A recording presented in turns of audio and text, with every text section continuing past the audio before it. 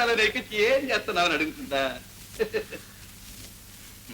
చూడు సని, నాకు లెక్క దొక్క రాయటం వచ్చో ఏదో నాకు కాస్త ఉద్యోగం బాలేదు.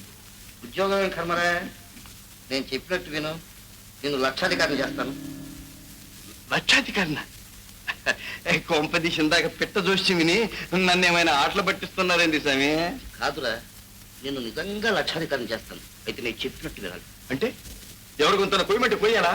అది నా వల్ల నువ్వు ఎవరి గొంతులు కొయ్యక్కర్లేదు. మరేం చేస్తామే? నేను చెప్పేది వినరా. మా ఊళ్ళో శాంతాదేవిని ఒక ఆవిడ ఉంది. ఆవిడకు లక్షలు ఆస్తుంది. ఆవిడ కొడుకు ఎప్పుడో చిన్నప్పుడు తప్పిపోయాడు. ఆ బెంగతో ఆవిడ భర్త మనసు అయితే చనిపోయాడు. ఇప్పుడు ఆవిడ అదే స్థితిలో ఉంది. ఆవిడని కాపాడడానికి నిన్ను తీసుకెళ్లి వీడే నీ కొడుకుని చెప్పి ఆవిడ ఒప్పిస్తాను. దానికి తగ్గట్టుగా నువ్వు నాటకం ఆడాలి. అమ్మ బాబోయ్, ఇదేదో పెద్ద వ్యవహారం. ఇందులో ఏదో తిరగస్తుంది. నన్ను వదిలిపెట్టండి బాబోయ్, మీకు దండం పెడతా. ఆగరా, నువ్వు చాలా మంచివాడివని నీ మీద నాకు నమ్మకం ఎక్కువైంది. ఇక నేను వదిలిపెట్టను. నా మాట నమ్ము. ఎలా నమ్మంటారు స్వామి? అంత ఆస్తి నాకు కట్టబెడితే మీ కొరిగేదేంది? అయినా నా లాంటి మగాడు మీ చుట్టాల్లో ఎవడూ లేడా ఏంది? ఏ మీ మేనలున్నో బామ్మరిదినో పట్టుకుని ఆడు ఈడని చెప్పకూడదు? వాళ్ళంతా ఆవిడకు తెలిసిన వాళ్ళు. ఎలా నమ్ముతుంది? నువ్వంటే ముక్కు మొహం తెలియని వాడివి. పైగా తప్పిపోయిన కుర్రాడికి నీకు పోలికలు ఉన్నాయి. పొడుగాటి ముక్కు, కోల మొహం, కాస్త నమ్మించడానికి అవకాశం ఉంది. అందుకురా బాబు నిన్ను పట్టుకుని నువ్వు ఏలాడ్డం. ఏమో స్వామి, ఇంత పెద్ద అబద్ధవాడు ఆ అమ్మను మోసం చేయాలంటే నాకు మనసు ఒప్పడం లేదు స్వామి. ఇందులో మోసమే ఉందిరా. నువ్వేం తప్పు కోసం చేయడం లేదు కదా. ఆవిడ ప్రాణం కాపాడడానికి చేస్తున్నావు. అబద్ధం అంటావా?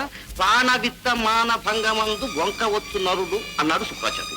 మహాభారత యుద్ధంలో తన వాళ్ళని కాపాడుకోవడానికి ధర్మరాజు అంతటి వాడు అబద్ధం ఆడాడు. నా మాట ఎంత బిడ్డ కోసం పరితపించే ఒక కన్న తల్లి కన్నీరు తుడిచి ఆమె ప్రాణం నిలబెట్టి పుణ్యం కట్టు. నువ్వు దేవదూతలు అనుకో. దేవుడే నిన్ను ఇక్కడికి సత్కార్యం చేయడానికి పంపించాడు అనుకో. అక్షరాలా నిజం. ఇది నిజంగా దైవలేలే. లేకపోతే ప్రపంచంలో ఇంతమంది ఉండగా మా కన్ను నీ మీదే ఎందుకు పడుతుందో అని ఎమ్మకడు బంగారంగాను. ఎందుకు పడిందో స్వామి నాకు అనరా తండ్రి. నీకు శుభం కలుగుతుంది. ఇదిగో ఇలా చూడు, నేను ఆశీర్వదిస్తాను. మీరింతగా చెబుతుంటే మంచి పని నాకు చెయ్యాలనే ఉంది. కానీ ఎందుకో భయం వేస్తుంది స్వామి. తీరా అక్కడికి వెళ్ళాక బయట పడితే నా ఈపు చెడద్ది. నీకు ఆ భయం ఏం అక్కర్లేదు. మేము వెంబడి ఉంటాం కదా. ఈ క్షణం నుంచి ఆవిడే నీ కన్న తల్లి అనుకో. ఆ తప్పిపోయిన బిడ్డే నువ్వు అనుకో. అదే అదే పదే పదే మనసులో అనుకో. యద్భావం తద్భవతి. ఏమో స్వామి, గుండె దడగా ఉంది. నీకేం భయం అక్కర్లేదు. కొంతకాలంగా ఈ నాటకం. ఆవిడ మాత్రం ఎంతకాలం బ్రతుకుతుంది? ఆ బ్రతికిన కొన్నాళ్ళైనా కాస్త మనశ్శాంతిగా బ్రతకని. ఆవిడ పోయిన తర్వాత నీ దారి నువ్వు పో. సరే అన్నాను. ఎమ్మకడు బంగారం గాను. అబ్బా, ఇదిగో నేను దీవిస్తున్నాను. సరే సరే, అన్నిటికీ ఆ దేవుడే ఉన్నాడు. పదండు స్వామి. అమ్మా మా నాయనే, మా తండ్రి, మా బంగారే. అమ్మా అమ్మా, మీ వ్రతం విరమించండి. మీ పూజ ఫలించింది. మీ కళ నిజమైంది. మీ కుమారుడు తిరిగి వచ్చాడమ్మా. అవునమ్మా, బాబు తిరిగి వచ్చాడు. బాబు వచ్చాడా? అవునమ్మా. ఏడి ఎక్కడ? కోదండం గారు వెంట పెట్టుకొస్తున్నారు. ముందుగా మీకు ఈ శుభవార్త మనవి చేయాలని సంతోషంగా పరిగెత్తుకొచ్చాడు. బాబు ఎక్కడ కనిపించాడు? మన ఇల్లు వెతుక్కుంటూ వీధుల వెంట పిచ్చివాళ్లే తిరుగుతున్నాడు. మా అమ్మేది, మా ఇల్లు ఎక్కడ అని కనపడ్డవాడినల్లా అడుగుతూ మా కంటపడ్డాడు. సానుభూతితో దగ్గరికి పిలిచాడు. అతడు ఇలా చెప్పాడు. మీలేగా అతనికి ఒక రాత్రి కల్లో దేవుడు కనిపించి మీ అమ్మ దగ్గరికి పోరా, మీ అమ్మ నీ గురించి చాలా పరితపిస్తుంది అని చెప్పి అదృశ్యం అయ్యాడట.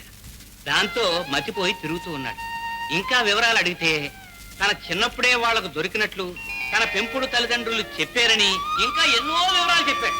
దీనిని బట్టి మన బాబుగారు ఇతడేనని గట్టి నమ్మకం ఏర్పడింది. ఇంకా రాలేదే? త్వరగా వెళ్ళి తీసుకురండి. ఇదిగో నీకేం భయం లేదు. సంచిలో ఇవ్వు. నేను చెప్పినవన్నీ గుర్తుంచుకో. ఆ ఇంట్లో అడుగు పెట్టగానే ఆ ఇల్లంతా నీకు ఇది వరకే పరిచయం ఉన్నట్టు నటించు. ఆమె కనపడగానే కోదండం గారు చెప్పేశాను, అంత సిద్ధం. మళ్ళీ ఆ సంచి ముందరేస్తుందా చెప్తారా?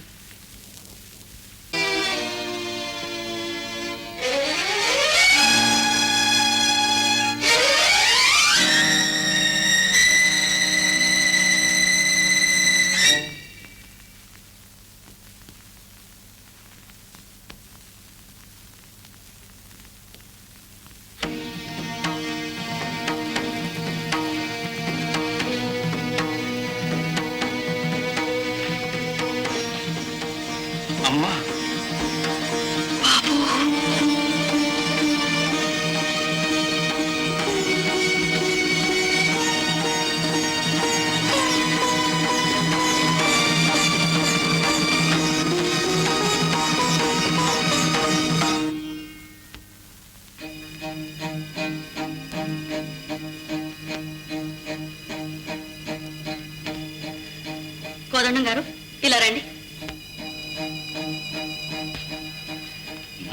బాబుకి ఎడం భుజం మీద పెద్ద పుట్టుమచ్చ ఉండాలి, చూడండి. పుట్టుమచ్చ. పుట్టుమచ్చ. ఆ.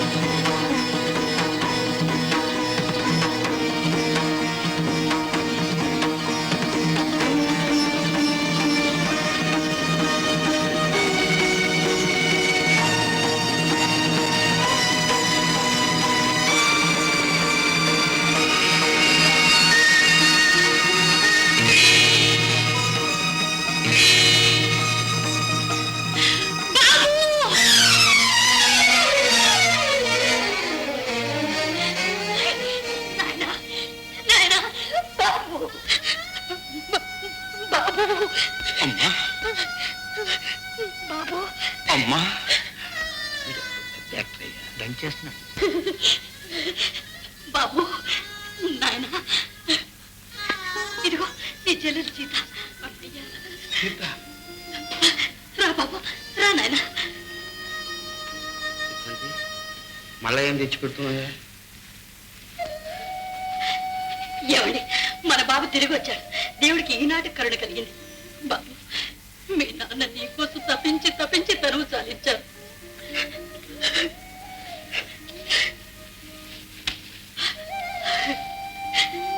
కోదండం గారు నా బిడ్డను తీసుకొచ్చి నాకు అర్థం చెప్పారు. మీ మేలు ఈ జన్మలో మరువలేదు. మాదే ఉందమ్మా, మేం కేవలం నిమిత్త మాత్రం. అంతా ఏడుకొండల వాడి లీల. ఏమో అనుకున్నాం, కలలు కావండి, దేవుడు ఉన్నాడు. ఇంకా సందేహమా? దేవుడు లేడు అనే వాళ్ళ నోళ్లు మూయటానికి ఈ ఒక్క నిదర్శనం చాలు. రా బాబు, రా నాయన.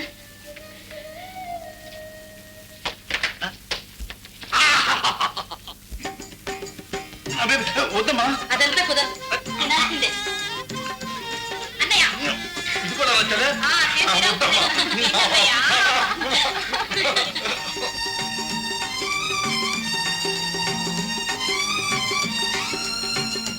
బాబు, ఏటమ్మా? పొద్దుపోయింది, పడుకోనైనా.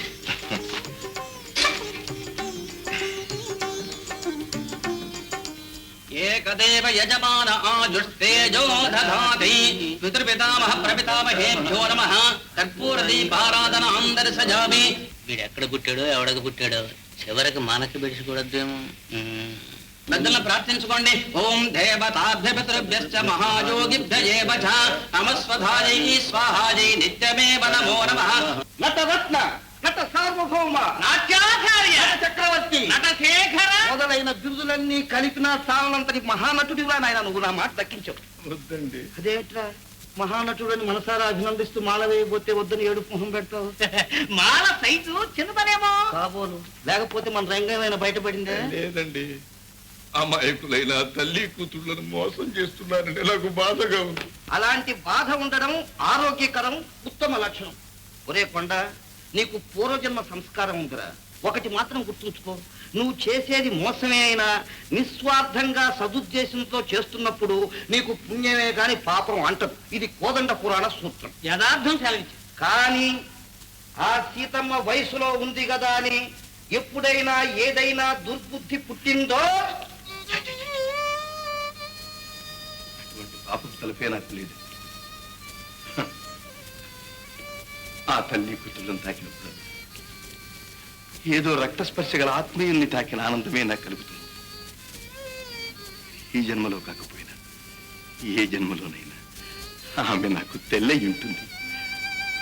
ఆ సీతమ్మ నా పేదలతో రాత్రింపగళ్ళు నాకు నిద్ర పట్టడం లేదు. తిండి కూడా సహించటం లేదు. నేను ఇక్కడ ఉండలేను, నన్ను వెళ్ళిపోయిపోయింది.